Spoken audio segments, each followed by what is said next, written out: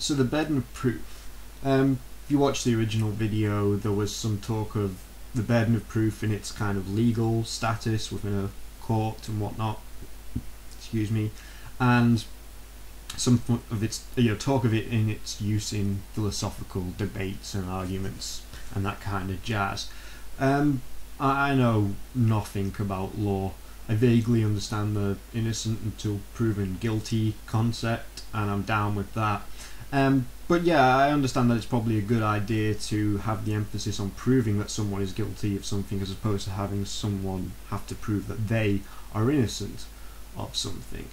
But like I said, my knowledge of law goes no further than that.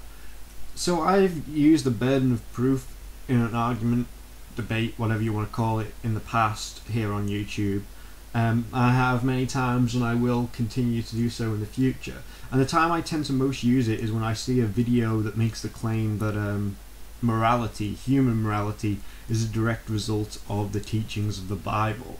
I guess that is one of my pet peeves, and I can't help but reply even when I see a video doing this, mainly because I've never seen a video in which they have actually offered proof of this. They simply make the statement, morality is a direct result of the Bible, no one would do anything good if it wasn't for the Bible, and that's it. And I always say, well, you've got to show me the link between human morality and the Bible, otherwise no dice. Because otherwise, what are we going to do? We're going to take every idea that someone comes up with and give it equal credence, whether or not it has some proof to back it up. No, that would be ridiculous, because you'd have to start believing in every lunatic claim that someone made about UFOs building the pyramids and the Mayan calendar predicting the end of the world and all this kind of nonsense that has no actual evidence to back it up. The reason I don't believe in that stuff? No evidence. If I'm going to believe in something, I want the evidence first to view over, and if it's not got any evidence and no one seems to be able to present any evidence, then I'm not even going to bother giving it the time of day. And that's just, silly shit that happens on YouTube. But I also think the burden of proof holds an important, extremely important place within our thinking and the way we go about things. And take, for instance, the intelligent design debate. You have all these lunatics saying that they want intelligent design taught in high schools alongside evolution, taking up precious time that we have to educate people and the money that we spend on doing it.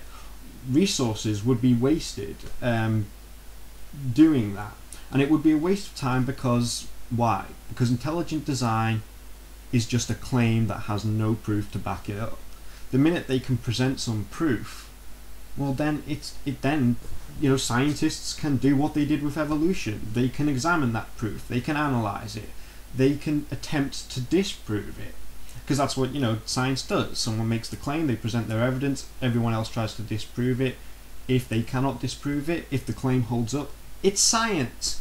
If intelligent design could do that, then I'd have no problem with it being taught in the classroom. But as it is, it does not meet the burden of proof, and therefore it can go spin.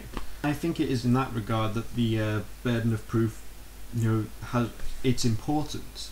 It is basically a way of us deciding whether or not we should waste our time on something, whether or not it is worth us giving our time, our attention, our resources to. And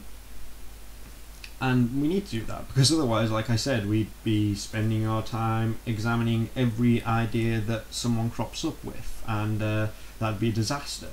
So yeah, burden of proof, good.